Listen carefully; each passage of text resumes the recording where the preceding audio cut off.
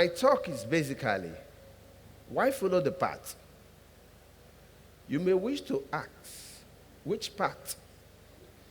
But why follow the path is my attempt to want to explore the nexus of crime, poverty, and development, particularly in Nigeria, but reducing my scope to Niger Delta.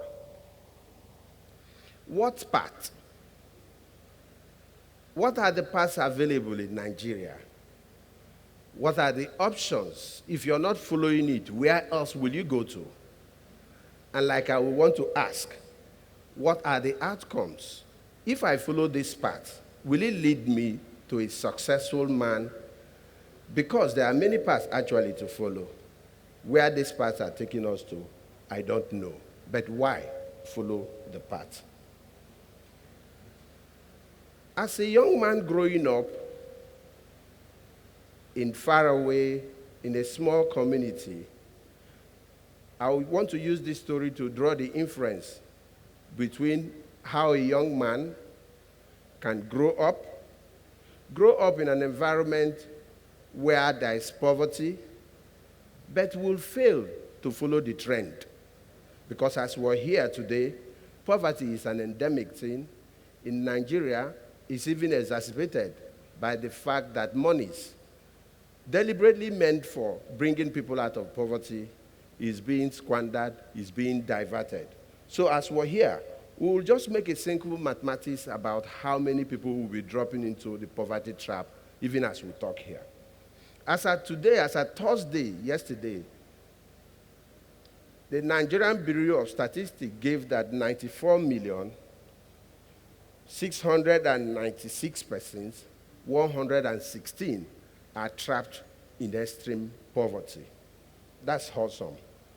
And that means that with Nigerian population, as at the last time we checked, which is over 198 million people, about 47% of our population is trapped under the poverty trap of living below the acceptable standard. And of course, you know that Nigeria just beat India for the first time in a contest of which city or which country will become the poverty capital of the world. That's the last trophy we took as of June last year. But shockingly, what are we doing to get us out of this situation? From findings made from available data by the Michigan PSD, meaning that it is monitoring the dynamics of poor people or people who will go into poverty, it is estimated that 16% of children born into poverty condition, only 16% of them, about that number, will get into becoming successful by pursuing legitimate means of livelihood, not a life of criminality. But you can imagine the amount of people who daily fall into poverty as a result, how poverty connects with crime, and by extension, leading us to the place we are, is what I will trace. Worldwide, as at today, about 990 million plus people are trapped in poverty. And in Nigeria, as at today, 17,373 persons will be drawn into poverty. And before this talk will end, 5,499 people will be drawn into poverty, assuming that this talk will last for 3 hours. Let's do a simple mathematics.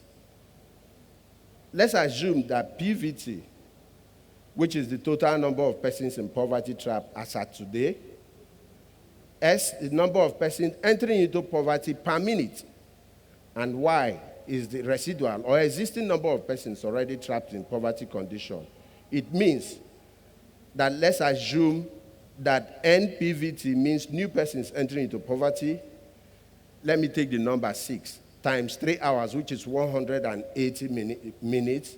It means that before we leave here today, under 3 hours, 1,080 people will be thrown into poverty, meaning that at least these persons will become poor, and about 20 5,000 babies will be born while we are here because the UN presumed that 17 children are born every minute in Nigeria. My story. I come from a small community. Like I said, my story will give you an idea about why I said that the path you follow may not necessarily be because poverty pushed you to it. The path you follow, there may be some tangible and some intangibles that must have driven you into poverty and then follow a life of crime. Those two children you're seeing on the screen depict how my early life was. I was born in a small community called Iredekri in present-day Bonny local government. I attended school using that kind of hand-pulling canoe over a distance of about 3 kilometers by foot and another 2 nautical miles by this hand-paddling canoe. But here I am. That didn't push me to become a criminal. That didn't push me to become a source of problem for my nation and indeed Niger Delta. It was sometime about 1970. I had just barely turned 6. And the previous day, my grandmom had made me to measure. This is how we measure if you have reached the school age when I was growing up. She had made me to do this to ensure that my right hand can perfectly touch the tip of my left ear to symbolize that I'm qualified to go into the primary education. So she woke me up very early in the morning in what I could now describe as the children's room. Our house was made up of mud walls with leaking thatch roofs. Some of the times when it rains, it reminds me of John Pepper Clark's Night Rain, because we had to wake up intermittently to remove the collection of buckets that we were using to take waters from the leaking roof. And of course, that water sometimes becomes the only source of clean water that we enjoy growing up. This is typically where I was born. It shows you the nature that though I was born in these circumstances, it did not stop me from getting out of it. From this moment, about 1971, I was carried on board a mammy wagon after primary school. My primary school, this is what it depicts at Amalgamated Agbalama in Bonny local government area. Typical of what, even currently, Nigeria still has such level of classrooms around us. I was transported from here on the back of what looked like this. They call it those days in 1971, mammy wagon, and shipped to Port Harcourt, where I joined an uncle who took me in because my father was busy as a fishing folk with my mother on the coast of what you can call now in the coast of Panya. Those days they call it Panya. It's actually in Yaoundé in Cameroon where they were going for fishing. I was shipped away on this kind of truck to Port Harcourt here, where I lived at 98 Bonny Street, and I met AB and IB. There will be a metaphor with which I will be using to describe whether even poverty can lead you to follow that path where you become ultimately a criminal. IB was studious. Just to give you a background, IB and AB were a product of the system we have in some part of our communities where a child, a woman of means who do not have a biological child of hers, can take a wife, and the wife will produce for her children. These children bears her maiden name. So AB and IB were products of that circumstance. And of course, when she takes on the wife, her uncle, her brother, a male friend of her choice will be made that woman to be put in a family way and ultimately deliver children that will bear her name. Shockingly, while AB was following this way, became a gangster, became everything you can ever imagine, was recalcitrant, an adolescent delinquent who has all the attributes, was a marksman of some sort, joined this kind of gang, became a militant, became very rich, On the other hand, the elder brother, IB, was studious, well articulated, got scholarship, and was able to find his way to finish a university in flying colors, and of course, finish his mandatory one-year service and return back to Port Harcourt with no job. By the time he returned, his younger brother had become prosperous through the illicit activities such as this. He was praised in the house. Months after, IB became a laughingstock at home. IB was jested, na degree we go chop. Na who degree help? But AB, on the other hand, was rich.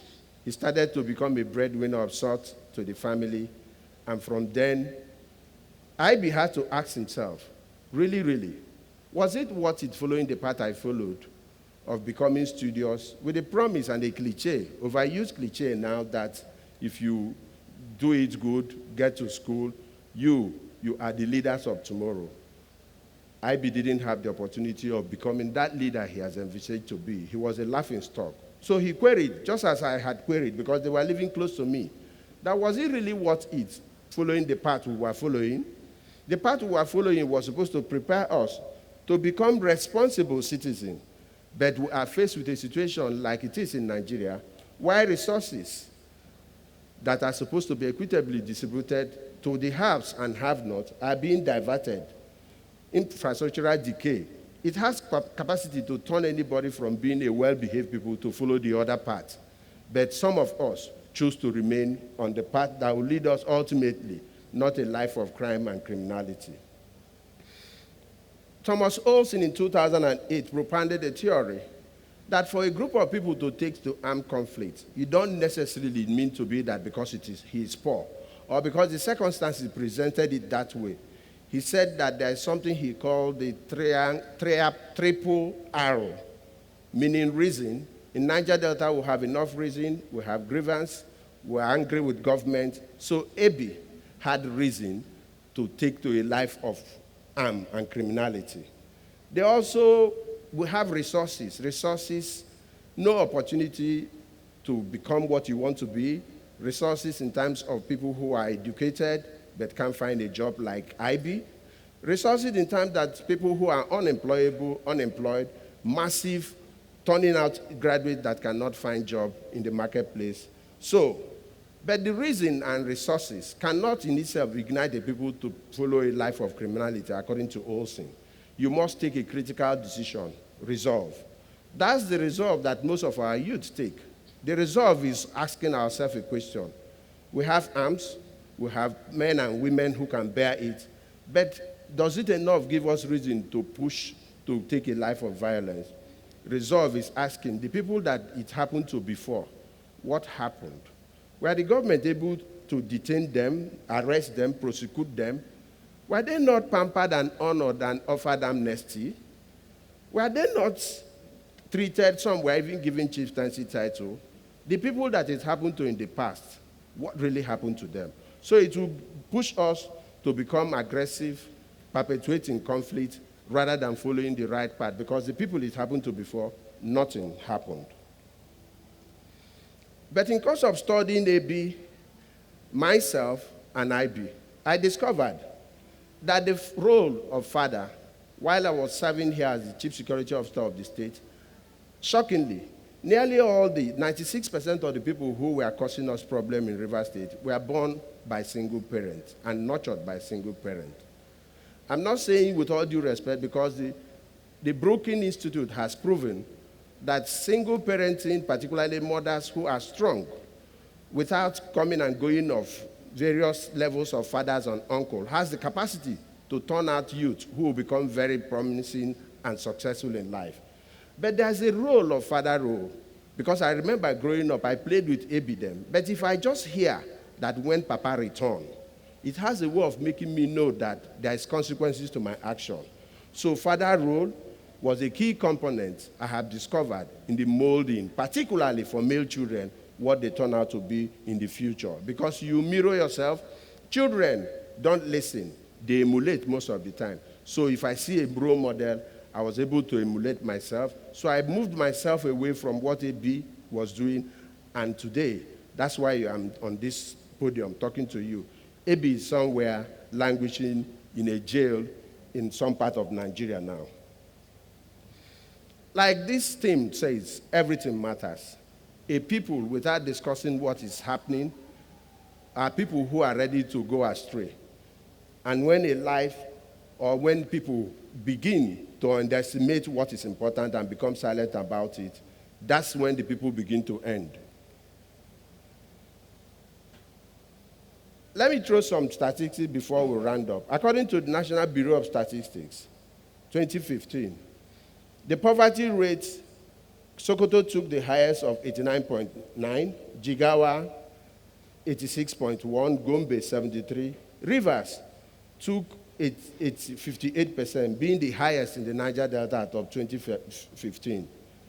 No wonder. Crime follows where there is abject poverty and lack of opportunities, engagement, and employment. But hey, we can change the narratives. The total reported cases of crime, unfortunately, Rivers State came second highest in the Niger Delta area. It was topped by Bauchi, Gombe, Adamawa, and other states in northern parts of the state, high poverty rate, meaning that wherever there is possibility of very high poverty, there is a likelihood that the environment may make itself fertile for crime to strive. Now I will ask, what path are we following? As a way of addressing us, what path as a nation are we following? We make the same mistake ever and expecting to get a different result as a nation. As individuals, we'll ask ourselves, what path are we following? What path are we following that will make us to become who we want to become? What path will you leave for your children to follow? As fathers, mothers here, what path, what legacy, what structure are you putting in place that will make your children not to follow the wrong path like AB, but follow the right path like IB? Because as we speak, IB has gotten an opportunity to work in a distinctive place and is making it well. Thank you, and God bless you.